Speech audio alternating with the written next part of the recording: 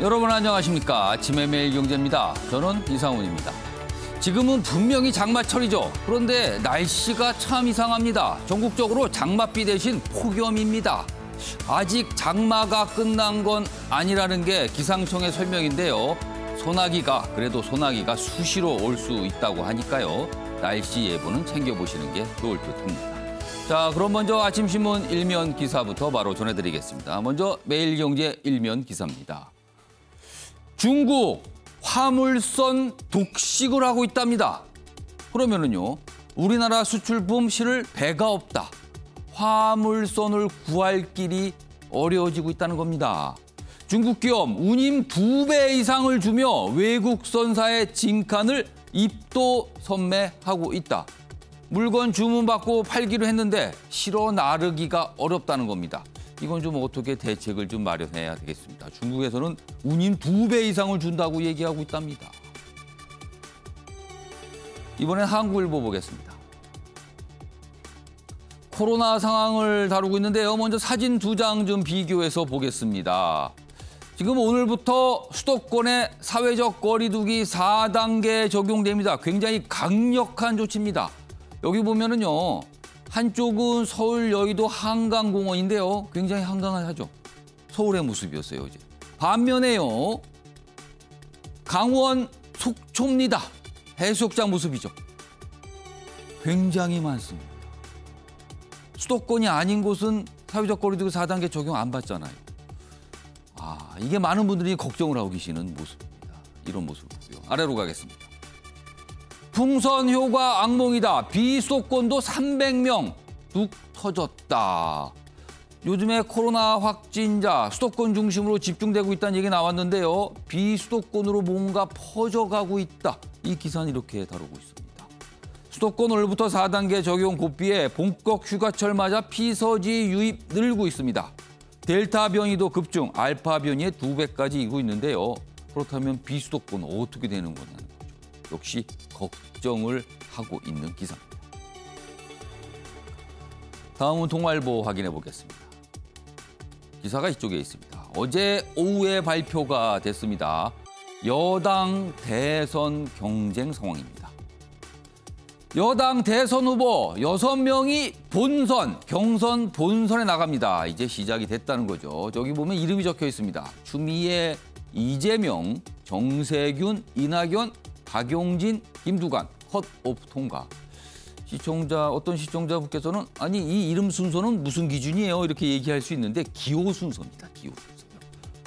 어제 사실은 나올까 관심이 있었는데 후보별 순위와 득표를 얼마나 했는지는 공개가 안 됐습니다. 이건 규정상 할 수 없다고 합니다.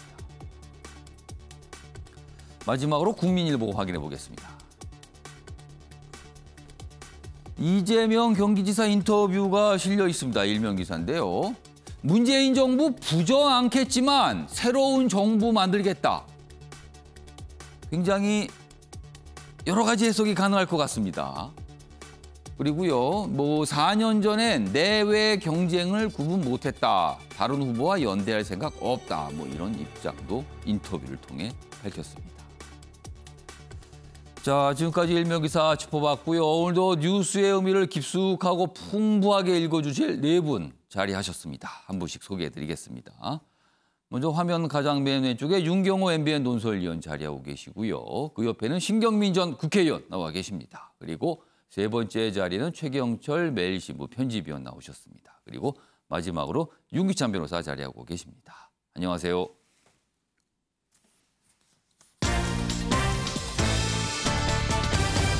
오늘 다룰 주요 이슈를 정리했습니다. 아침을 여는 키워드 7월 12일 월요일 순서 화면에 준비되어 있습니다. 첫 번째 키워드 보겠습니다. 윤 가족검증 온돈차. 여기서 말하는 윤석열 전 검찰총장인데요. 여당 대선 주자들 사이에서 약간 다른 얘기가 나옵니다. 가족검증을 어떻게 할 것인가. 이거에 대한 입장 차이가 좀 뚜렷하게 보이고 있어요. 다뤄볼 예정이고요. 두 번째 키워드는 역선택 초대.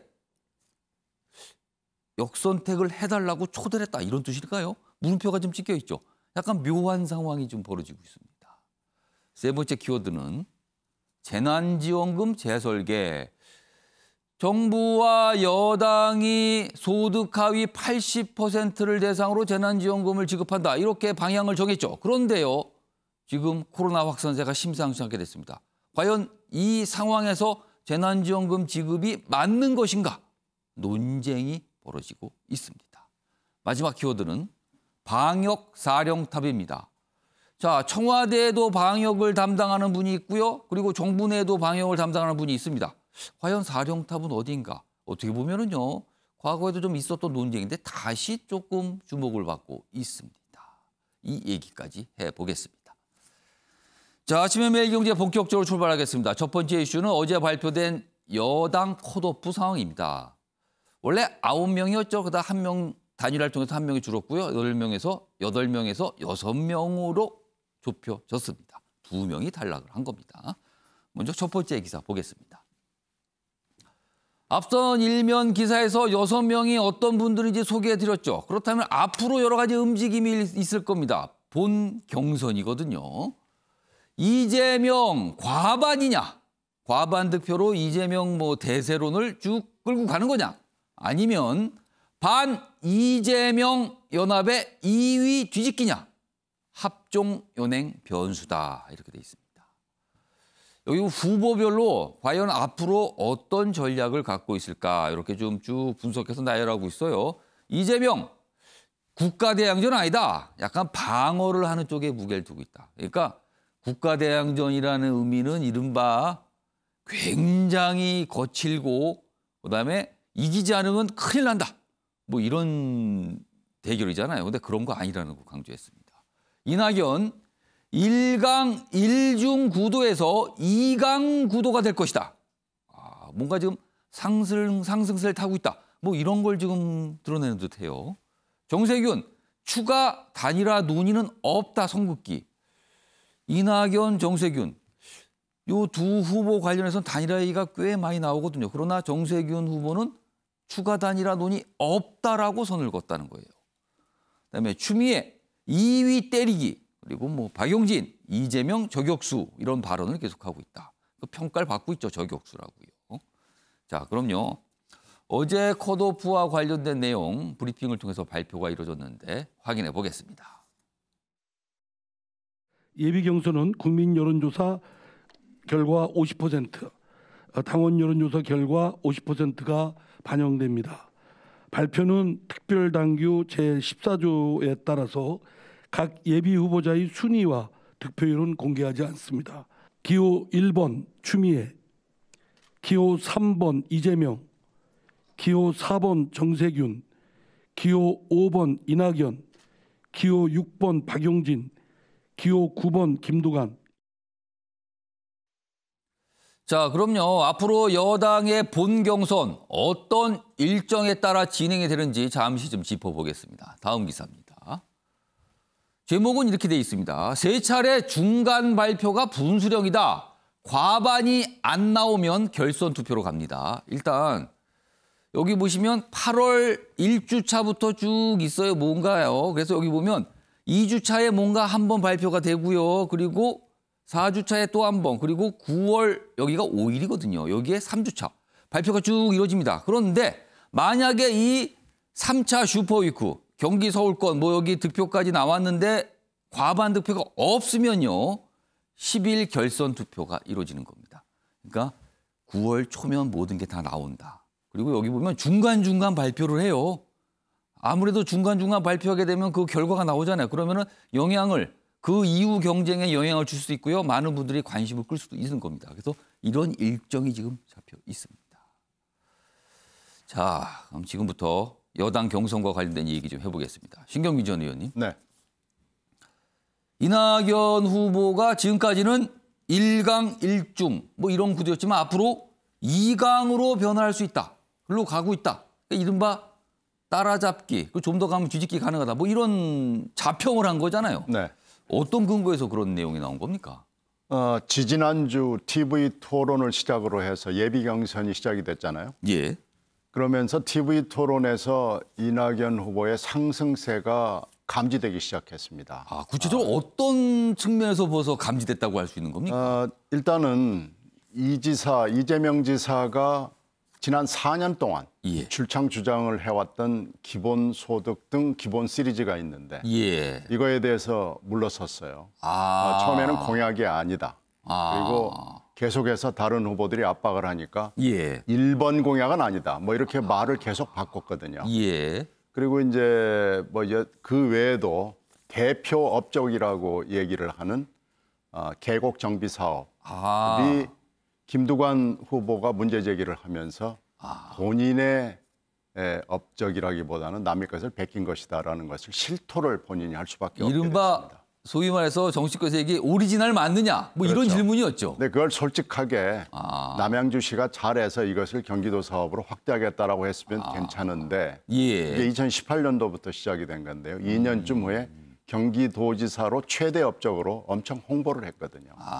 그리고 기본소득은 국제회의까지 예. 소집을 한 건데 이 두 개의 공약과 업적에서 이것이 뭔가 좀 이상하고다라는 경고등이 켜지기 시작합니다. 아까 이재명 지사가 수세적이었다는 거죠. 그런 측면에서는. 그렇죠. 예. 말하자면 지금까지 얘기했던 것을 말을 뒤집기를 한 거죠.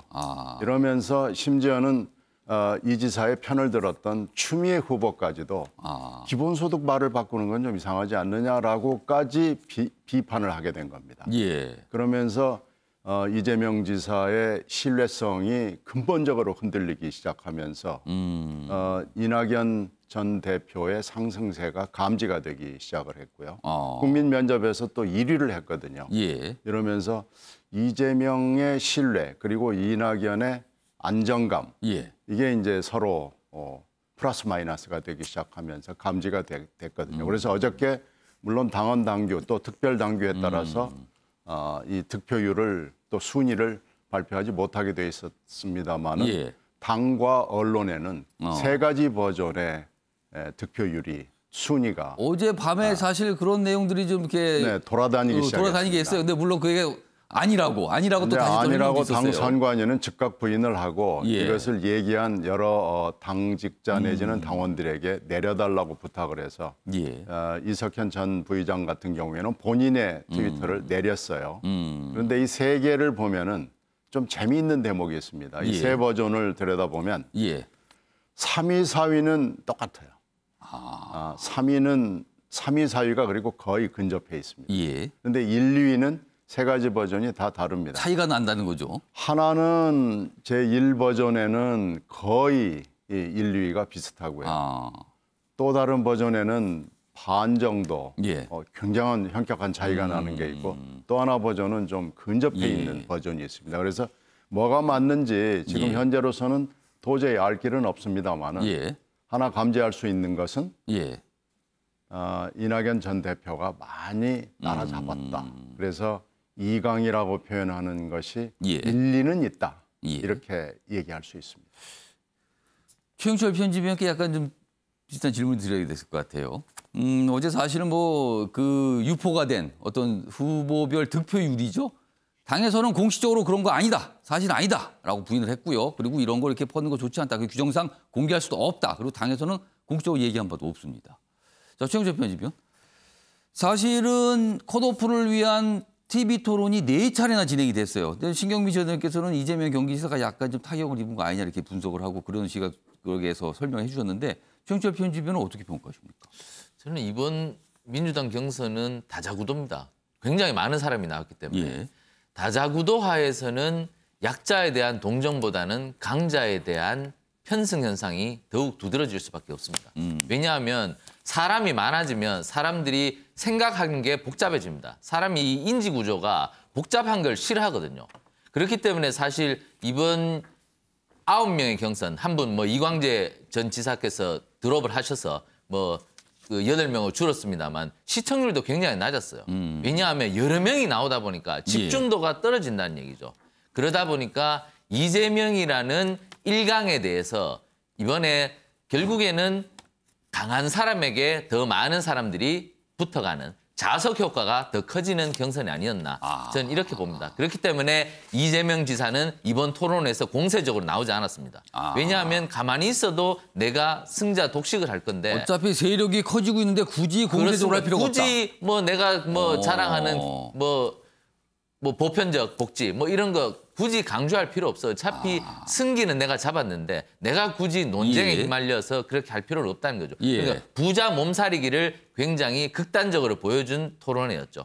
그렇기 때문에 이재명 지사의 1강은 제가 예. 볼 때는 좀 무너지기 힘든 것 아니냐. 그렇지만 2등, 3등, 4등이 결선 투표까지 가기 위해서 예. 이재명 1강을 무너뜨리려는 아주 집요한 공격은 계속될 것이다. 이렇게 전망할 수 있겠습니다. 자, 두 분 전 전망, 분석이 약간 좀 차이가 난 거예요. 이런 가운데요. 야권의 1강이라고 할 수는 윤석열 전 검찰총장을 바라보는 시각 차이 조금 나오고 있습니다. 다음 기사 보겠습니다. 이재명, 윤석열 검증은 본인만. 그러자 이낙연 측 해경궁 김씨로 불똥 튈까 봐 그러세요? 이거 약간 좀 자칫 굉장히 거친 대립으로 갈 수도 있을 것 같습니다. 이렇게 나오면요. 좀 더 보겠습니다. 대선 주자 아내 등 가족의 도덕성 검증에 대한 생각이 다른 거예요, 지금. 이재명, 결혼 전에 일어난 일까지 남편이 책임지는 건 심하지 않나? 윤석열 전 총장이 들으면 굉장히 좋아할 것 같은 얘기를 여당 대선 주자 지지율 1위 후보가 얘기한 거예요. 그자 이낙연, 대통령 가족은 국가 얼굴, 위법에 대해선 엄중한 검증이 필요합니다. 다릅니다. 입장이요, 지금. 이런 상황이에요. 자, 그럼요. 이와 관련해서 이낙연 후보의 이야기가 있는데요. 확인해 보겠습니다. 윤석열 전 총장의 사례를 보면서 우리 이재명 후보와 겹쳐서 생각하게 되는 그런 당원들도 꽤 많이 계십니다. 제가 여러 차례 TV 토론에서 말씀을 드린 바 있습니다만 대통령과 대통령 가족은 국가의 얼굴입니다.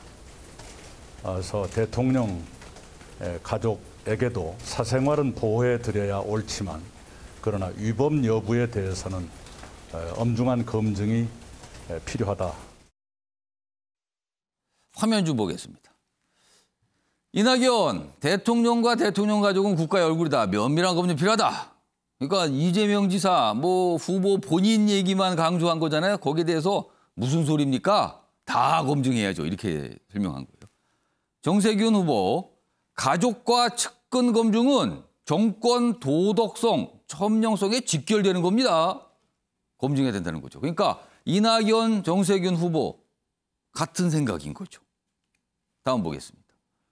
반면에 여기 이재명 경기지사, 부인의 결혼 전 문제 등까지 지나치게 정치적으로 문제 삼는 게 어떨지 모르겠다. 가급적이면 검증은 후보자 본인 문제로 제한을 해야 한다. 언론 인터뷰 중에서 이렇게 얘기한 거죠. 그리고 반응이 나왔습니다. 두 다른 후보들의 반응까지 소개해드렸는데요. 윤경호 의원님.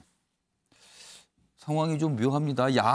야권의 대선 주자를과 관해서 하는 얘기가 그렇게 하면서 이런 얘기가 나온 거예요. 이재명 경기지사의 생각은 뭘까요? 처한 상황에 따라서 본인이 또 비슷한 처지에 빠질 수도 있다라는 것 때문에 저런 엄호를 한 것 같다. 누구나 짐작하지 않습니까?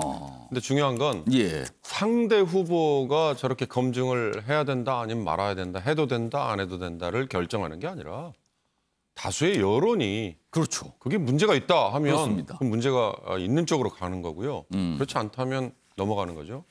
조금 비교가 적절할지 모르겠습니다만 갑자기 좀 인기 오른 래퍼 가수가 과거에 부모님이 사기 휘말려가지고 어떤 돈 관련된 돈을 안 문제. 갚았다. 그 얘기 뒤늦게 불거져서 그 가수가 정점에서 추락하고 또 책임도 지고 이랬던 전 기억이 나요. 하물며 대통령 후보로 나섰으면 우리 국민의 기준이나 잣대는 대통령은 무한 책임을 져라라는 얘기를 많이 하잖아요. 야당이 현직 대통령 공격할 때 그런 얘기 많이 하지 않습니까? 그런 관점에서 보자면 결혼 이전의 일 이렇다고 해서 그렇게 관대할까? 제가 최근에 윤석열 전 검찰총장 부인의 일, 또 이재명 지사의 개인적인 이런 것들 놓고 주변에 있는 사람들과 얘기를 나눌 때 보니까 이미 문재인 정부에 대해서 아주 반대의 입장이 확고한 분들은 예. 그거에 대해서 이렇게 별로 문제 삼을 필요가 없다라는 식의 이렇게 좀 포괄적인 입장이 좀 있는 것 같고요. 예. 반대로 좀 반대쪽에 있는 분들은 예. 그런 정도의 흠결이 있는 사람이 어떻게 후보가 될 수 있겠냐. 그러면 아예 본인이 알아서 나오지 않았어야 되는 거 아니냐. 이렇게 나뉘는 걸 봤어요. 여론도 좀 상황이 많이 갈라져 있다는 거네요. 그러니까 그 얘기는 양쪽에 그게 한 30 될지 모르겠습니다. 넓게는 뭐 40이 될 수도 있고 아니면 20일 수도 있겠죠. 그러니까 결국 가운데 남아있는 아직까지 입장을 정하지 않은 흔히 말하는 중도에 있는 분들이 저런 후보 외에 배우자나 또는 주변 사람들 친인척이라고 그러잖아요. 뭐 장인장모 굉장히 중요한 친인척이죠. 그런 분들의 흠결 도덕성에 대해서 문제를 삼는다면 그러면 이 중도가 이렇게 흩어지겠죠. 그거에 따라서 저는 결정이 되지 않을까라는 생각해봤습니다. 최영철 편집위원. 네. 이재명 경기지사는 인터뷰를 통해서 어떻게 보면 원론적인 얘기를 한 걸 수도 있어요. 근데 이제 다른 경쟁 후보들이 강하게 그게 무슨 소리입니까? 검증은 마땅히 해야죠. 가족들도. 이렇게 이제 반응을 보인 거예요. 사실은 이재명 지사 그리고 다른 후보들 이렇게 대립을 한 사안이 지금 한두 가지가 아니거든요. 아까 말한 기본소득도 있었고요. 여러 가지가 있었는데 또 대립인데 본선에서 치열할 거라는 걸 예고하는 겁니까? 그럼 이게? 그렇습니다. 이재명 지사는 대선에다 프레임 하나를 던져놓은 것이죠. 나만 검증해라. 내가 대통령이 될 건데. 나만 검증해라. 그렇습니다. 왜 내 주변까지 벌려서 그렇게 하느냐. 결국 이 프레임을 갖고 나가보자는 심사는 결국 대선에서 가장 중요한 것은 네거티브 공격이라는 거죠. 네거티브에 모든 사람들이 대세론이 무너졌기 때문에 내가 이 네거티브만 피하면 청와대로 갈 수 있다는 확신을 갖고 있습니다. 그렇기 때문에 과거 대선 보면 네거티브가 직계, 존속, 비속 그리고 배우자 관련 방향이 여러 갈래였죠. 그렇습니다. 대표적인 경우 2002년 강력한 대세론을 형성했을 때 이회창 한나라당 총재가 기억이 남죠. 그분은 단 한 번도 당시에 노무현 후보에게 여론조사 지지율이 뒤진 적이 없었습니다. 그렇지만 병풍 사건으로 대세론이 순식간에 무너져 버렸습니다. 결국에는 자신이 잘하는 부분을 알리지도 못하고 이회창이라는 사람 앞에는 항상 병풍이란 병풍이 둘러막히면서 이회창은 외면당하면서 자신이 갖고 있던 강점, 결국 대쪽 이미지는 완전히 무너졌거든요. 그렇게 되면 이재명 지사도 나에 대해서 나 말고 내 가족 그리고 내 주변 이런 네거티브만 없으면 내가 충분히 이번 경선에서도 대선에서도 이길 수 있다고 생각하는 것이죠. 그렇기 때문에 내 주변에 대한 것에 대해 너무 과도한 검증은 맞지 않다. 그리고 이분은 뭐 결국 이런 얘기도 하겠죠. 결국 민주당이 지난번 서울시장 선거에서 생태탕, 페라가모 아무리 얘기해봐 결국에는 오세훈이 이겼잖아. 결국에는 자기가 잘하는 부분만 잘 잡고 나가면 이기는 거지. 결국 주변까지 넓혀서는 못 이긴다는 이런 프레임을 던진 것으로 보입니다. 그러니까 윤석열 전 총장과 관련돼서 얘기했지만 그 내용을 깊게 들어가 보면 본인과 관련된 얘기를 강하게 지금 뭔가를 밝힌 거다. 이렇게 해석을 하신 거네요. 윤기천 변호사. 약간 윤석열 전 총장과는 경우가 약간 다른데 이제 포괄적으로 말씀하셨지만 사실 이재명 지사에 대한 여러 가지 문제 제기는 정권하고는 상관이 없어요. 이전에 대통령 선거 때 반문전대를 결성하긴 했지만 대통령에 대한 직접적인 공격, 지금까지 기억되는 공격은 사실 없었거든요. 근데 해경군 김씨는 약간 다르죠. 거기서 이제 물론 그게 누구냐에 대해서는 밝혀지지 않았지만 아직까지도 뭐 나온 바는 없어요. 그렇지만 어쨌든 여러 가지 의혹의 내용은 거기서 다룬 그 게시글의 내용들 자체가 대통령을 겨냥한 글들이 있어요. 그러다 보니까 이게 공격의 대상이 되다 보면 친문층 내지 대통령 지지층을 흡수하기 어렵고 그렇다면 과반은 물론 사실은 역전 가능성도 없잖아 있는 것이거든요. 그래서 이 부분이 본인의 아킬레스건이라는 건 물론 그 의혹이 진실인지 여부를 떠나서 공격 자체가 아킬레스건이라는 걸 아시는 거고 윤석열 총장에 대한 그 부인에 대한 공격은 사실은 이낙연 총리가 이전에 했던 말이 있어요. 그 곽상도 의원이 공격했을 때 대통령 가족에 대해서 위법하지 않는 한 사생활 영역이다라고 했어요. 국정 영역이 아니고 경호를 받고 있다 하더라도 사생활 영역은 보호돼야 된다. 이런 말씀을 하셨기 때문에 그 말씀을 아마 지금까지도 견지하시는 것 같아요. 이낙연 전 총리는. 그렇다면 윤석열 전 총장의 배우자에 대해서 아직까지는 위법한 것이 드러나지 않았기 때문에 그 두 가지를 같은 선상에 놓고 판단하게 되면 마치 현재 위법한 뭔가가 뭐 결정된 듯한 이런 뉘앙스이기 예. 때문에 같은 선상에서 놓고 아직 보는 것은 조금 무리다. 지금 잠깐 저 문재인 대통령과의 어떤 관계 이런 걸 살짝 좀 윤기찬 변호사가 말씀하셨는데 오늘 뭐 그와 관련된 기사도 있습니다. 먼저 화면 좀 보겠습니다. 이재명 경기지사가 인터뷰를 좀 연속해서 했는데요. 거기에 공통적으로 들어간 내용이 있습니다. 여기 보면요. 첫 번째가 국민일보 인터뷰인데요. 이런 얘기를 합니다. 문재인 정부 공과 과 다 인정하고 새 정부 만들면 된다. 다름을 지향하되 차별화하지는 않겠다. 이재명 경기지사는요, 얼마 전에 출마 선언, 출사표를 내놨죠. 그 출사표에는 이재명 정부라는 표현이 들어가 있습니다. 그걸 강조했어요. 그런데 그 이재명 정부는 지금 문재인 정부와 다름을 지향하되 차별화하지는 않겠다. 이겁니다, 지금. 다름과 차별화. 같은 겁니까? 다른 겁니까, 이게? 나도 이런 얘기를 했어요. 그리고요, 또 다른 인터뷰입니다. 국민이 똑같네라고 생각하면 어렵고 다르다, 새 희망이 있다고 보면 선택받는다. 여기서 똑같네는 문재인 정부와 똑같네, 문재인 정부와 다르네 이겁니다. 역시 비슷한 맥락에서 얘기를 한 거죠, 지금. 자, 이런 상황에서요, 관련 기사가 있습니다. 다음 보시죠. 이낙연 측, 이재명, 문정부 계승으로 보기 어렵다. 앞선 인터뷰 그리고 이 기사 같이 보면요 상당히 묘하고 여러 가지 해석이 가능합니다. 친문 적자를 부각시키면서 정몽 경고를 했다. 문정부 계승 아니다. 이런 겁니다, 지금 상황이요. 윤기찬 변호사, 앞선 이재명 지사 인터뷰 내용 다시 좀 보겠습니다. 이거 해석을 좀 해주세요. 다시 보여주세요. 예, 다름을 지향하되 차별하지 않는다. 다름과 차별화. 어떻게 되는 겁니까? 이거 어떻게 다른 겁니까? 같은 거죠. 사실 따지고 보면 이제 굳이 저걸 선회한다면 온고지신이라는 뜻이겠죠. 문정부의 그 잘된 것은 계승하고 예. 잘못된 점이거나 좀 고쳐야 될 부분은 고쳐서 좀 더 나은 정부를 만들겠다라는 취지인데 따지고 보면 차별하지 않는다는 의미는 뭐냐면 과를 평가하지 않는다는 의미죠. 그러니까 평가적 요소를 빼고 다른 정책으로 그걸 덮겠다라는 취지 같아요. 예를 들면 뭐 적폐청산이나 청산하지 않겠다. 예. 굳이 이거를 제가 좀 왜곡해서 제 나름대로 해석을 하자면 보복하지 않겠다. 일각에서 얘기하는 것처럼 이재명 지사가 대통령이 되면 철저한 수사가 있을 것이다라는 일각의 우려도 없지 않아 있어요. 이거 하지 않겠다라는 의미를 그렇게 이거 하지 않겠다라고 얘기를 하면 이상하잖아요. 그러니까 저런 식으로 좀 단어를 완화해서 사용한 것이 아닌가. 우려하는 거 그렇게 하지 않을 거고 정책적인 측면에서만 덮어쓰게 하겠다라는 취지로 좀 받아들여지고요. 예. 다만 이재명 지사의 저런 말은 사실은 불가피해요. 현 문정부의 지지율이 40% 정도 되는 입장에서 문재인 정부의 과만 들춰서 부각시킬 수는 없는 것이고 또는 문재인 정부의 여러 가지 실정에 대해서 비판하는 여론이 그럼 60%라는 것이거든요. 그 여론을 무시하고 문재인 정부만 계승한다고 할 수도 없는 것이고 사실은 이재명 지사 입장에서는 딜레마긴 한데 예. 원래 이재명 지사의 스타일대로라면 예. 저기서 본인의 심지어 말하고 싶은 것은 다르답니다. 다르다.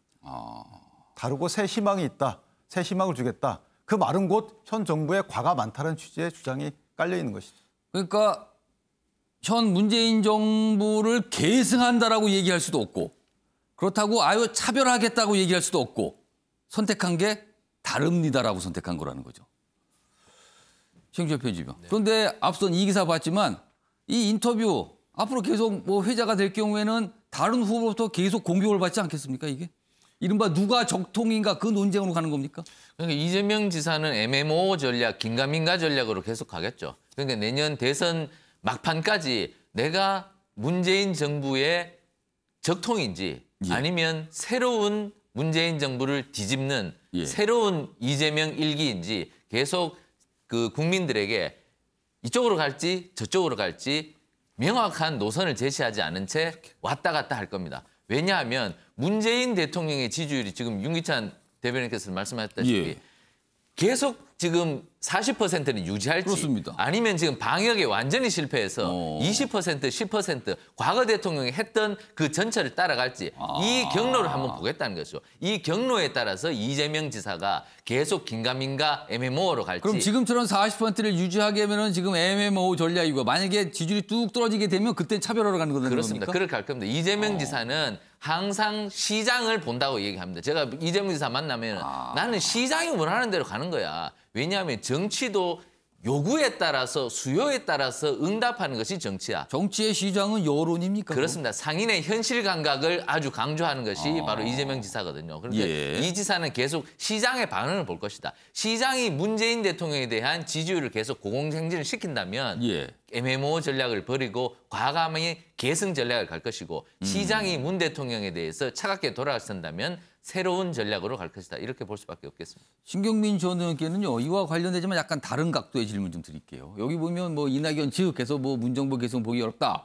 뭐 친문 적자, 이른바 이제 적통 뭐 이런 얘기예요. 지금 이 컷오프 전에 이 경쟁 과정에서 약간 얘기가 나왔었는데 지금 많은 관심사 중에 하나가 이재명 경기지사가 과연 어떤 대세론처럼 끌고 갈 것인가. 그리고 또 하나 관심사는요. 이낙연 후보와 정세균 후보의 단일화 관련된 관심이 많습니다. 과연 어떻게 전개될 것인가. 그런데 앞서 기사 봤지만 이낙연 후보는 긍정적인 반면 정세균 후보는 약간 선을 긋는 듯한 이런 분위기의 얘기를 하고 있다는 거예요. 이 두 후보의 단일화 가능성 어떻게 보세요? 지금 현재로서는 단일화라고 표현하지 않습니다. 연대라고 표현을 합니다. 그런데 연대의 실체는 물론 단일화죠. 그러겠죠. 근데 지금 이제 예비 경선 끝나고 본 경선에 초입에서 단일화라는 단어를 쓰는 것은 양측 모두 다 꺼리고 있고요. 시작할 때 지금 이 시점에 그렇죠. 그런 걸 쓰긴 적합하지가 않다. 지금 시기적으로 적합하지 않고요. 또 하나는 이 제도에 있습니다. 제도가 지금 결선 투표를 도입을 한 사실상 처음인데요.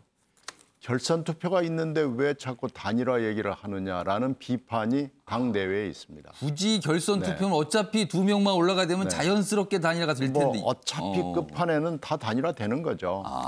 그런데 지금부터 단일화를 하고 예비 경선 때도 지금 단일화가 있었지 않습니까? 근데 이런 상황에서 단일화를 후보들끼리 얘기하는 것이 제도의 설계 취지로 봤을 때 맞느냐라는 비판이 당연히 나오게 되는 거죠. 그런데 지금 경선의 초기 단계에서 유력 후보 둘이 앉아서 단일화를 논의하고 물론 포장은 연대로 돼 있지만은 이게 좀 모양이 그렇게 썩 좋지 않죠. 그래서 당분간은 연대라는 얘기는 많이 흘러나오겠지만 실제로 움직임을 갖기는 어려워 보입니다.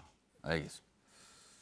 두 후보가 사실은 이렇게 주장하는 부분 겹치는 부분이 많거든요. 그래서 그런 얘기도 언론에서 이렇게 다뤄지고 있습니다. 윤경호 의원님. 문재인 정부 계승이냐 뭐 아니냐 다름이냐 차별하냐 이거는 사실은 어떻게 보면 말장난처럼 보여요. 친문 세력 지지층만 놓고 보면 문재인 정부를 계승하겠습니다라고 얘기하는 게 유리할 거고 아까 제가 말씀드린 것처럼 중도층이 오히려 훨씬 넓으면 부동산 정책이나 뭐 이런 거 가지고 지난번 재보궐선거에서 그렇게 혼내는 표심을 봤으면서도 문재인 정부를 저는 계승합니다라고 얘기하는 게 불리하잖아요. 전 그래서 이건 개인 간의 대화를 할 때도 적용되는 똑같은 논리라고 보는데 다르다와 틀리다는 큰 차이거든요. 그러니까 상대에게 너의 얘기는 틀렸어라고 얘기하면 그건 무시 또 완전히 부정. 그러나 너와 나는 의견이 달라. 이건 너의 의견도 난 존중을 해야잖아요. 이건 마찬가지일 것 같아요. 이 다음에 출범하는 이재명 정부든 이낙연 정부든 정세균 정부든 여기가 나는 문재인 정부와 다르다라고 얘기하는 건 얼마든지 가능해요. 그러나 문재인 정부의 정책은 다 틀렸다. 나는 거기와 다른 길을 가겠다. 이렇게 얘기하면 그건 엄청나게 큰 차이죠. 그거에 따라서 저는 이게 뭐 다른 건지 차별화인지 이게 그냥 확연히 드러날 것이다. 이렇게 봅니다. 그러니까 좀 아주 복잡하다는 거네요. 뭔가 생각이 지금. 쉽지 않은 단어 선택이었다고 볼 수 있습니다. 지금요.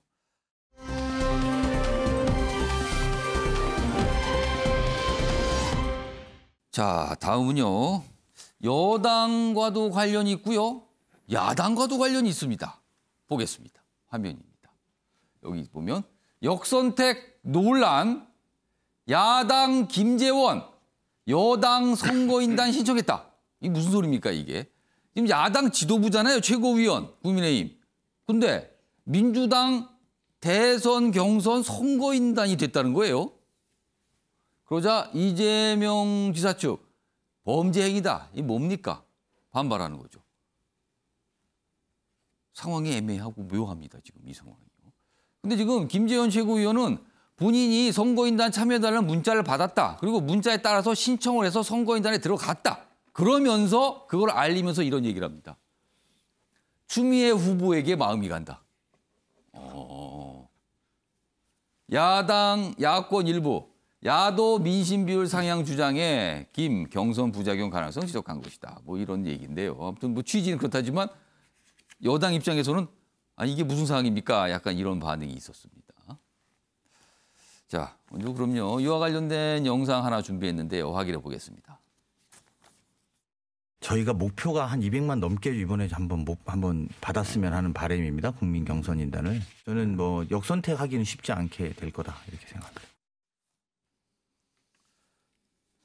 지금 여당에서 설명 있잖아요. 뭐 아무리 뭐 선거인단 커지고 해도 역선택 쉽지 않다. 과거 사례가 그랬다. 그런데 지금 야당의 지도부의 일원이 여당 경선 선거인단이 된 거예요. 투표권을 갖게 됐어요.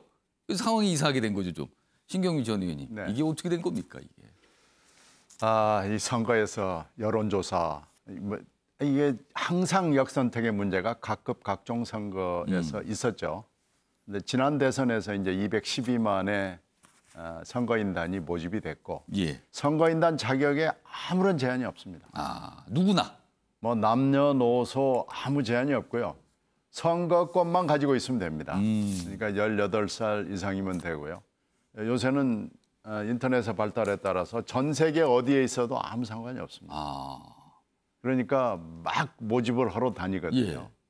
그러니까 대의원하고 권리당원하고는 이제 투표를 할 수 있게 돼 있고, 예. 나머지는 뭐 하여튼 누구나 다 할 수 있게 돼 있기 때문에 지금 뭐 거의 각 캠프들이 정신없이 모집을 하러 전 세계 전국을 다니고 있거든요. 그런데 이제 이러다가 보니까 아무나 할 수 있으니까 이제 김재원 최고한테도 갇힐 거예요. 문자를 받았다는 거예요. 네. 선거인단에 들어와 달라는 문자가 지금 뭐 엄청 가고 있거든요. 예. 그러니까 이제 김재원 후보가 나는 추미애가 좋아. 지금 이렇게 된 거 아니겠습니까? 근데 이제 또 하나 문제는 야당이 기다리고 원하고 앙망하는 후보가 있을 거 아니겠습니까? 예. 근데 물론 여당 입장에서도 기다리는 야당 후보가 있습니다. 예. 그런데 이제 김재원 최고의 이 얘기는 우리는 이재명도 이낙연도 아니야. 정세균도 아니야. 예. 추미애가 좋아. 지금 이런 얘기거든요. 그러니까 그런 상황을 역선택이라고 얘기를 하는 거죠. 그렇죠. 역선택인데 이 추 후보를 분명하게 거론을 하면서 이게 말하자면 여당의 이 선택 과정을 교란시킬 수 있다, 흐트러질 수 있다라고 공개적으로 얘기하는 겁니다. 공개적으로 얘기하는 경우는 지금까지 거의 없었습니다. 그러니까 이건 지금 좀 상황이 다른 거죠. 이렇게 되면 우리 야권 지지자들이요. 예. 이쪽으로 가주세요라고 지금 신호를 보낸 거거든요. 그러니까 이건 좀 얘기가 달라서 예. 법률적으로는 문제가 없지만 정치 도의적으로는 좀 문제가 있는 발언으로 보입니다. 자기 혼자 그냥 몰래 추 후보를 찍었다 그러면 아무 문제 없죠. 근데 그걸 지금 알렸어요. 네, 예고를 한 건 셈이 됐어요. 이걸 언론에 대고 널리 홍보를 했기 때문에 야권 지지자들한테 보내는 분명한 메시지를 지금 보낸 거죠. 화면 좀 보겠습니다. 김재원 최고위원 그다음에 이재명 후보 측 반응이 있었는데 여기 보면 뭐 앞서서 설명드렸고 이 부분입니다. 이 부분에 제일 민감하게 지금 반응하는 거죠. 이재명 후보의 손이 가지 않고 추미애 후보의 마음이 간다. 이렇게 얘기를 한 거예요. 다음 보겠습니다. 반발하는 내용입니다. 자신들 입맛에 맞는 민주당 후보 만들려고 한다. 이게 이른바 이제 역선택인 거죠. 이 부분이요. 이 얘기 관련해서 국민의힘 소속인 유기찬 변호사. 당에서는 좀 어떻게 보고 있고 그리고 국민의힘은 사실 선거 때마다 이 경선 룰에서 역선택 부분을 어떤 때 적용을 하고 어떤 때 적용하지 않잖아요. 이번에 대선은 어떻습니까? 아직까지는 역선택에 관련된 방지 조항을 넣자 말자 논의가 아직 시작이 안 되고 있고요. 그러니까 역선택 조항은 어디하고 연결되냐면 예. 국민 여론조사를 확대할 것인가 여부하고 연결돼요. 그러니까 역선택이 우려가 되면 국민 여론조사를 줄이려는 입장에서 그런 얘기를 하는 것이고 국민 여론조사를 넓히는 입장에서는 역선택은 큰 의미가 없다라고 주장하는 겁니다. 그러니까 그때 선거 때마다 후보자별로 주장하는 바가 달라요. 그러니까 예를 들면은 지난 서울시장 보궐선거 때는 역선택 방지 조항을 넣자는 것이 나경원 후보 측이었고 오세훈 후보 측은 넣지 말자는 측이었거든요. 그러니까 일반 국민 여론조사에서 높은 수치가 나오시는 분들은 넣지 말자는 입장이고 그다음에 뭐 당내에서 지지도가 높은 사람들은 역선택 방지 조항을 넣자는 입장입니다. 그 말은 거꾸로 얘기하면 국민 여론조사의 비율을 낮추자는 의미예요. 그래서 다만 이제 지난 전당대회 때는 또 역선택 그 방지 조항을 넣었거든요. 이때는 이제 이준석 대표가 국민적 지지가 강하니까 여론의 전체적 지지가 높게 나오니까 당내 지지가 높은 분들 입장에서 보면 역선택 방지 조항을 넣는 것이 유리하다. 이런 이제 역학관계가 반영이 되는 건데 사실은 김재원 최고의 저런 행동은 비신사적이죠. 사실은 왜냐하면 조용히 혼자 하면 몰라도 지금 민주당의 각 예비 후보자들 입장에서는 국민 경선 그 참여인단을 모집하기 위해서 굉장히 노력하고 있잖아요. 그러니까 문자 가는데 지도부 일원에서 저거를 덥석 가입한 이후에 본인만 투표하면 몰라도 저렇게 공개적으로 하는 것은 아마 분명히 메시지가 있을 거예요. 본인이 하고자 하는 말이 있을 텐데 그 메시지를 내는 방식치고는 상당히 비신사적이다라는 생각이 들어서 저것은 본인이 선거인단에서 활동하지 않겠다라고 공개적으로 표시하는 것이 좋을 것 같습니다. 근데 마음이 간다 뭐 이렇게까지 얘기했으니까요. 윤경호 의원님. 역선택 얘기가 어느 선거에나 나오고 미국에서도 프라이머리라는 제도에서는 역선택 우려를 표하더라고요. 그러나 실제 선거에서 역선택이 작용한 사례는 드뭅니다. 모집단이 아주 적은 경우는 가능해요. 그러나 뭐 200만 명 이렇게까지 선거인단을 모집하는 경우인데 김재원 최고가 저렇게 부추긴다 표현하는 게 맞는지 모르겠습니다. 뭐 부추겨가지고 국민의힘 똘똘 뭉치는 국민의힘의 행동대 같은 분들이 우르르 달려가서 추미애 자기들의 입맛에 맞는 추미애 후보를 밀어서 추미애 후보가 된다. 현실 가능성은 적죠. 아주 낮죠. 그런 점에서 저는 김재원 최고위원이 참 가벼운 행동을 한 거다. 이건 정치를 굉장히 희화화해버렸고 그다음에 또 하나는 지금 굉장히 비아냥거리는 거잖아요. 지금 나는 이재명한테는 손이 안 가고 추미애한테 손이 간다. 이게 뭐겠어요? 이게 지지하는 자기 정당의 후보이면 그러면 이 사람이 좀 괜찮은 사람이구나라는 얘기를 한 건데 그게 아니라 상대당의 후보를 놓고 이 사람은 손이 안 가는데 이 사람한테는 마음이 간다. 이 얘기는 굉장히 비아냥거리는 거거든요. 더군다나 김재원 최고위원이 지금 지도부의 일원이잖아요. 지도부의 일원이면서 이런 행동을 하는 건 전 오히려 더 잃는 게 많다. 이건 좀 가벼운 행동, 가벼운 처신을 하신 걸로 저는 좀 비판을 받아야 된다 이렇게 봅니다. 대부분 정당이 월요일마다 지도부 회의를 하죠. 그리고 지도부 회의 끝나면 기자들의 질문을 받습니다. 아마 김재원 최고위원 오늘 이와 관련된 질문을 받을 것 같아요. 뭐 번복하거나 아니면 입장이 바뀐 게 있는가. 아마 질문이 있을 것 같습니다.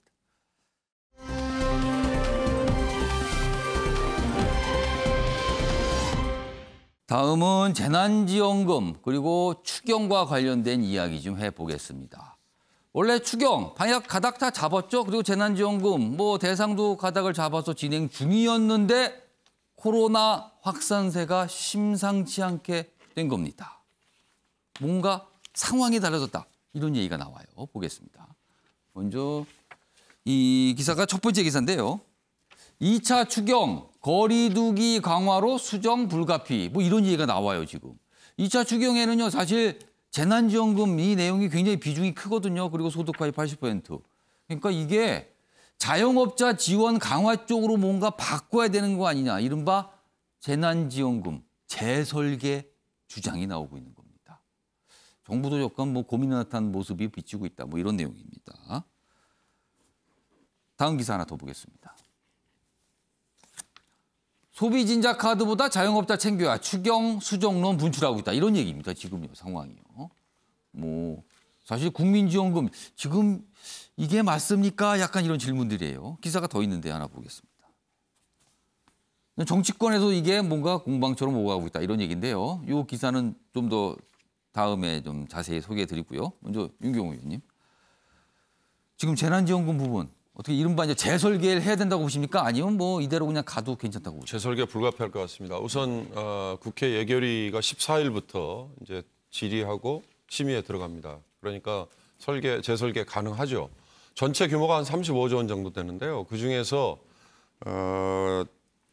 이를테면 상생 소비지원금 예. 그리고 국민 상생 지원금 예. 여기 나와 있습니다. 예. 그러니까 10조 4천억 원 정도는 20만 원 내지는 25만 원을 80% 예. 전부 다 주자. 10조 정도 지금 됩니다. 그렇습니다. 10조 정도. 그리고 이제 상생 소비 지원금이라는 건 예. 흔히 말하는 신용카드 캐시백 아. 그걸로 1조 1천억 원을 해놨어요. 예. 그러니까 저건 진짜 소비하고 직결되는 거죠. 아. 그러나 위에 있는 10조 4천억 원도 과거에 1차 재난지원금을 나눠줬을 때를 예. 한번 반추해 보십시오. 그때도 가구당 1인당 한 25만 원꼴이었잖아요. 그래서 가구당 100만 원 이내로 4인 가족 기준으로 줬는데 대부분 다 소비에 쓰도록 유도를 했습니다. 아, 소비. 그렇습니다. 그래서 뭐 당시에 뭐 한우 판매가 뭐 급증을 했다, 그렇습니다. 뭐 어쨌다 이런 예. 기사들이 나왔지 않습니까? 그러니까 일반 국민 입장에서 이 20만 원, 25만 원을 받으면 이게 당장 지금 생계에 돈이 없어서 그거에 뭐 구멍을 메우는 데 쓰는 게 아니라 공돈 좀 생겨서 그걸로 소비하겠다. 뭐 이런 거 유도해요. 그런데 지금 오늘부터 2주일간 저녁에 뭐 연인들 이외에는 만나지 마라. 뭐 이렇게 그렇습니다. 표현하더만요. 2명 이상 만날 수가 없습니다. 예, 지금. 그러니까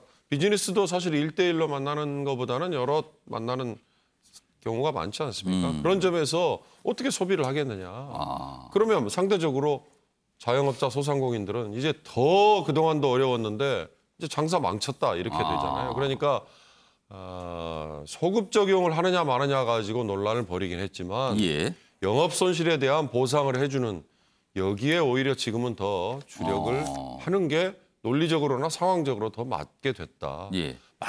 마침이 아니라 정부가 내놓은 추경안에 국회 예결위가 예. 심의를 하고 국회에서 의결을 해야 되기 때문에 예. 저는 이런 방향으로 결국은 바꾸는 게 맞지 않느냐. 그리고 이번 기회에 저는 개인적인 소신입니다만 전 국민에게 이런 재난지원금을 다 주는 거 이건 정말 의미가 없다. 뭐 상위 뭐 그게 몇 프로가 된다라는 거 합니다만 상위 몇 프로에게는 그 돈 줘봐야 고마워하지도 않고 실제 별로 도움도 되지 않습니다. 저는 그걸 과감히 상위 50% 그리고 하위 50%로 나눠서 줄 거면 하위 50%만 두텁게 주고 그리고 자영업자 소상공인들에게 영업 손실 보상을 해주는 걸로 좀 더 강화하는 게 전 좋지 않을까 하는 생각해 봅니다. 자, 여기 지금 화면 좀 보겠습니다. 여기 보면은 이 그림으로 좀 설명이 돼 있어요. 일단 2차 추가 경정 예산안 전체 규모는 정해졌어요. 근데 그 안에서 과연 어떻게 조정할 것인가 이 부분이 새롭게 떠오른 겁니다. 왜냐하면 코로나19 확산세가 심상치 않기 때문이죠. 그렇다면은 여기 보시면 일단 가장 쟁점이 되는 게 국민지원금, 이른바 재난지원금인데 10조 조금 넘죠. 자, 그리고 여기 보면 소상공인 피해 지원이 있어요. 그리고 여기 보면 백신 방역 보강, 고용 관련된 것도 있죠. 자, 이 국민지원금, 재난지원금 부분을 줄이거나 없애서 소상공인 지원 또는 방역 보강, 고용 쪽으로 가야 되는 거 아니야. 지금 이런 방향의 얘기가 나오기 시작한 겁니다. 지금 이 얘기입니다. 자, 다음 기사 보겠습니다. 이제 정치권이 이걸 가지고 뭔가 논쟁을 시작했습니다. 그런데요, 이 논쟁이 또 여당 대선 경쟁과 맞물려 있습니다. 전선이 형성된 거죠. 반 이재명, 이른바 반 이재명 연대. 여기 보면 이낙연, 정세균, 박용진 이렇게 돼 있습니다. 추경, 소상공인 중심 재편성해야 된다. 이거 과감하게 바꿔야 된다는 거죠. 그러자 이재명, 전국민 재난지원금 해야지 뭘 미룹니까? 그냥 가야지요. 그리고 여기는 단순히 뭐 소득 하위 80%가 아니라 전 국민 대상으로 가야 된다는 얘기잖아요. 다릅니다. 이게 좀 더 치열하게 벌어질 수 있는 겁니다, 지금요. 자, 이 얘기 좀 해보겠는데요. 먼저 최영철 편집위원. 이거 대립 또 가는 겁니까? 또 다른 전선인가요, 지금? 뭐 이재명 지사야 자기가 원래 말하던 것을 계속 밀고 가고 싶겠죠. 그렇지만 항상 정책은 현실 위에 발을 딛고 서 있는 정책이 성공할 수 있습니다. 지금 비가 오는 곳에 우산을 줘야지 비도 안 오는 햇볕이 쨍쨍 내리쬐는 곳에 우산을 줄 필요는 없는 거죠. 지금 비가 너무 많이 오는 곳이 많습니다. 예. 거기에는 보통 우리 양산처럼 쓰는 일회용 우산이 아니라 아주 큰 우산을 줘야 됩니다. 그래야 비를 피할 수가 있겠죠. 지금 그런데 굉장히 지금 어려운 지경에 있습니다. 오늘 저녁 당장 6시 이후에는 2명밖에 못 모이면 아마 길거리에 걸어 다니는 사람이 아마 없을 거예요. 제가 오늘 아침에 출근하다 보니까 차가 많이 줄었던데 그렇다면은 오늘 저녁부터는 더 많은 사람들이 줄어들 겁니다. 그렇게 되면 지금 뭐 식당이나 이런 분도 문제지만 당장 택시 이런 거 타는 사람도 없을 거고요. 그리고 뭐 여러 가지로 굉장히 서비스업 전체에 큰 타격이 일어날 겁니다. 그렇다면 그분들에게 뭔가 도움을 줘야 할 텐데 다 같이 나눠 쓰자. 제가 뭐 어떤 분이 아주 고급 승용차를 사려고 신청을 했대요. 그러니까 2년을 기다려야 된답니다. 그러니까 지금 돈을 엄청나게 많이 버는 사람들 많습니다. 지금 택배 같은 경우는 사업하는 분들 굉장히 돈을 많이 법니다. 그런 분들에게까지 똑같이 줄 필요가 있느냐. 지금 비가 많이 오는 곳에 있는 분들한테 우산 큰 것을 주는 그러한 정책을 써야지 그것이 현실에 맞는 정책이지 현실과 동떨어진 정책 절대로 저는 성공할 수 없다고 봅니다. 저는 지금 굉장히 어려움을 겪는 사람 지금 국세청이나요. 국민건강보험공단 이런 데 보면 굉장히 자료가 두텁고 좋습니다. 그 자료 이용하면 작년에 2차, 3차 재난지원금 선별로 줬습니다. 그 선별로 준 기억이 있는데 왜 자꾸 1차 재난지원금처럼 보편적 지급을 고집하는지 잘 모르겠고요. 저는 충분히 데이터가 있기 때문에 선별 지급해도 충분히 성공할 수 있다고 저는 생각합니다. 지금 이 재난지원금 이거 좀 뭔가 좀 다시 가야 되는 거 아닙니까? 이낙연, 정세균 후보 등이 지금 그런 얘기를 하고 있죠. 그리고요. 야권의 대선 주자들 역시 그 주장을 하고 있는데요. 그럼 화면을 좀 보겠습니다. 유승민 전 의원과 원희룡 제주도지사입니다. 먼저 유승민 전 의원. 자영업자 등 도와야 한다. 소비 진작력 추경 옳지 않다. 그러니까 재난지원금 이거 반대한다는 거죠, 지금. 이거 아니야. 때가 아니라는 거죠, 지금. 원희룡 지사, 소상공인 자영업자 생존 자금으로 집중 지원돼야 한다. 역시 재난지원금 지금 지급에 대해서 부정적인 겁니다. 자, 그렇다면요. 야권 대선 주자들과 이재명 경기지사를 제외한 주요, 그러니까 이낙연, 정세균, 박용진 후보 의견이 겹쳐요, 지금 상황은요. 자, 신경민 전 의원님. 네. 앞으로 이 민주당의 경선, 본 경선이 시작이 된 건데 뭐 여러 가지 토론도 있었고요. 많은 얘기들이 있을 텐데 이재명 경기지사가 또 수세적이 되는 겁니까? 그럼 상황이? 지금 4차 대유행 전에도 그렇습니다만은 4차 대유행 이후는 너무 방향이 분명해 보입니다. 뭐 거의 모든 사람의 눈에 사업이나 영업을 금지하거나 정지하거나 축소할 수밖에 없는 상황이 너무 분명해 보이고요. 여기에 따라서 정부의 지원 방향도 뭐 빤합니다. 뭐 데이터도 물론 있지만 지금 현재 어려움을 겪고 있는 여러 사업 분야에 있는 사람들을 도와주는 것이 급박해 보이고요. 그렇게 어려운 일도 아니고요. 국민적 합의를 이루는 것도 쉬워 보입니다. 그런 점에서 봤을 때 80% 이하에게 지원을 하겠다는 80%도 소구력을 갖지 못하고요. 그렇게 따지고 보면 정부가 지금 고위 당정청을 이미 했고요. 그리고 지금 국회 절차가 남아있기 때문에 국민들의 여론에 호소하는 것도 쉽고 정책적 합의를 하는 것도 뭐 분명해 보입니다. 그래서 이것은 이재명 지사가 홀로 주장하는 것으로 남을 수밖에 없어 보입니다. 이게 또 묘하게 이게 또 이 여당 대선 경쟁에 약간 이슈처럼 지금 약간 또 갑자기 부상을 했어요. 코로나19가 심상치 않은 상황으로 가고 있는 그 상황이 벌어졌기 때문입니다, 지금.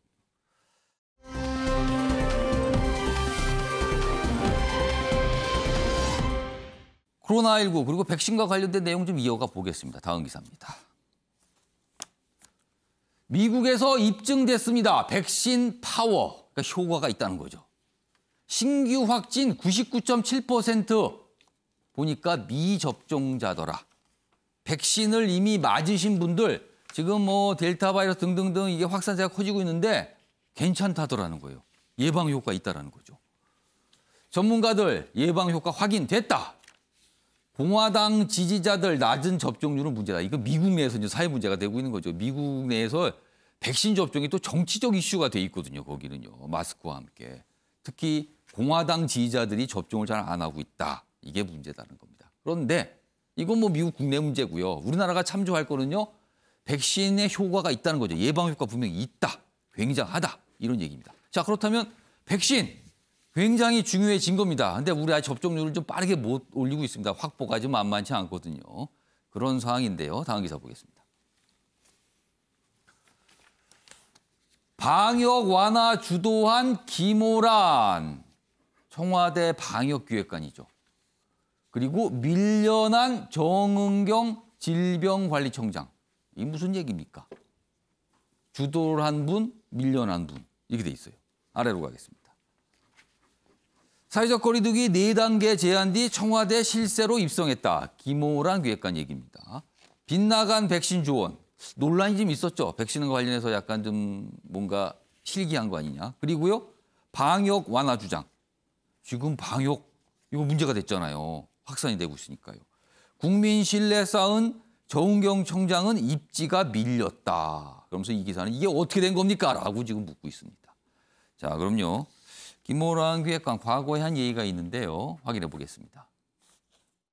백신 같은 문제에 있어서 개발은 빨리 할 수 있는 게 좋은 능력이지만 예방접종을 먼저 해서 이런저런 위험을 미리 알려주는 거는 이제 해주는 나라한테 우리가 고마운 거지 우리가 직접 하고 싶지는 별로 않은 거죠. 윤시환 변호사. 자, 이 기사는 정은경 질병관리청장 사실은 어떻게 보면 이 방역과 백신 이런 걸 좀 주도하라고 있는 자리잖아요. 거기가요. 그런데 안 보인다. 그리고 뭔가 방역 완화를 주도한 김오란 기획관. 지금 방역이 좀 문제가 생긴 거 아니냐 이런 지적을 받고 있는 상황인데 어떻게 된 겁니까? 어떻게 이해하고 계십니까? 지금 이 상황에 대해서. 그러니까 방역과 관련돼서는 톱다운식의 그 행정은 맞지 않는데 원래 김오란 방역기획관이 임명됐을 당시에는 기대는 있었어요. 왜냐하면 정은경 청장에 대한 약간의 잡음이 있었다고 저도 들었는데 그런 잡음을 견제하고 서로 상호 보완해가지고 방역 조치가 좀 완벽하게 현실에 부합하는 방역 조치로 됐어야 되는데 지금 이제 기사에 따르면 방역 완화 조치를 그 완화 행정을 했을 때도 정은경 청장의 뭐 동의 없이 만약에 했다 그러면 사실 이것은 톱다운식 아니겠어요? 근데 방역이라는 게 방역 현장에서 뛰는 사람들의 의견을 취합해서 전문가들의 어떤 전문 지식으로 필터링한 다음에 이것을 정책으로 입안을 해야 되는데 그런 거 없이 이전에 본인이 쭉 얘기했던 바대로 현장의 목소리 없이 만약에 방역 완화 조치를 했다. 거리두기 완화 조치도 보면 인원수가 확진자 인원수가 굉장히 늘었잖아요. 예. 는 상태로 쉽게 말하면 거리 조치를 단계별로 인원 조치가 는 상태에서 새로운 거리 조치를 시행했기 때문에 어찌 보면 사실상의 방역 조치를 완화한 효과를 본 것인데 이 완화한 효과에 따르더라도 3단계를 건너뛰고 4단계를 바로 갔다는 것은 사실은 방역 행정에 구멍이 있었다라고 할 수밖에 없는 것이죠. 여기에 만약에 정은경 청장과의 협조 없이 청와대의 김오란 방역기획관이 임의로 결정한 것이라면 사실은 책임이 크다고 생각을 합니다. 신경민 전 의원님. 네. 지금 현 정부의 방역 책임자는 청와대 김오란 기획관입니까? 정은경 청장입니까? 어떻게 돼 있습니까 지금? 대통령이 뭐 명백하게 정은경 청장한테 뭐 얘기를 했죠. 방역은 대통령이다라고 얘기를 했는데 그 이후에 김오란 방역 담당 비서관을 둔 거죠. 그러면서 이제 잡음이 난 건데 지금 우리가 한 번도 겪어보지 못했던 가볼 수 없었던 길을 지금 가고 있는 거 아니겠습니까? 여기에 이건 또 과학의 문제고 이러니까 이건 일사불란하게 가야 되고요. 현재 백신 이전과 이후는 분명히 다르죠. 그러나 백신 이후에도 얀센을 제외한 나머지는 2차 접종을 해야 되기 때문에 1차 접종 이후에 방역 제재, 방역 완화를 성급하게 완화한 것은 분명히 실책입니다. 지금이라도 빨리 이걸 점검을 해가지고 지금 4단계로 이렇게 급상승을 하게 된 것이 이제 그 조치 중에 하나라고 보여지는데요. 이거 점검을 해서 이런 혼선이 없도록 만들어야 됩니다. 윤경호 의원님, 그러니까 이 기사가 최근에 이제 방역에 조금 문제가 생기고 이게 코로나 확산세가 심상치 않으니까 나온 기사거든요. 어떻게 보세요? 방역을 완화한 게 김오란이라는 기획관인지 비서관인지 뭐 모르겠습니다만. 기획관, 공식 명칭은 방역기획관. 기획관의 결정만으로 가능했나. 저는 그 자체에 대해서 좀 곱씹어 볼 필요가 있다. 그러면 중대본이라는 조직은 왜 있죠? 지금까지 국민은 총리가 항상 앞에 나서서 대통령이 다른 업무에 처이다 보니 총리가 이만큼 중요한 사안이니 매일같이 이걸 챙겨라. 그래서 지자체장, 각부 장관 뭐 다 모여서 아침마다 회의도 하고 예. 거기서 중요한 결정 다 하잖아요. 예. 이를테면 중요한 결정 중에 하나가 항상 부딪히는 게 그거 아니겠어요? 상공업자, 자영업자, 소상공인들 장사 쉽게 말해서 안 돼서 지금 경제 죽겠다고 그러니 이거 좀 풀어가지고 약간 소비를 좀 할 수 있게 해줄까? 아닙니다. 지금 방역이 굉장히 위급한 상황이니 조금 더 조여야 됩니다. 이 두 개의 저울질을 놓고 계속 어느 예. 쪽을 더 강화할까, 예. 이쪽을 더 약화할까 이거 아니겠어요?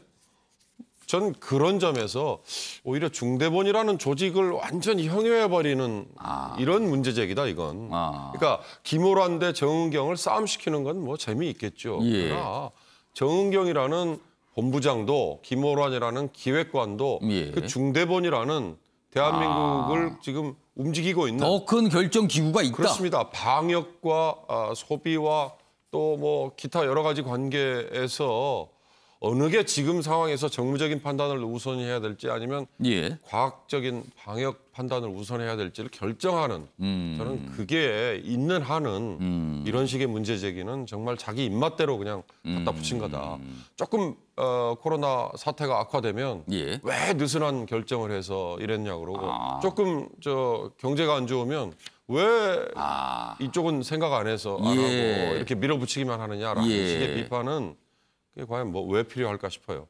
그런 점에서 저는 이런 김호란이라는 기획관이나 정은경 청장조차도 중대본이라는 전체 조직의 일원이라고 생각한다면 예. 모두가 다 조금씩 참고 책임을 져야 될 문제가 아닌가 싶습니다. 그러니까 이렇게 누구 탓인가? 지금 이게 따지는 게 실익이 있는가? 뭐 이런 지적이 있으신 것 같아요.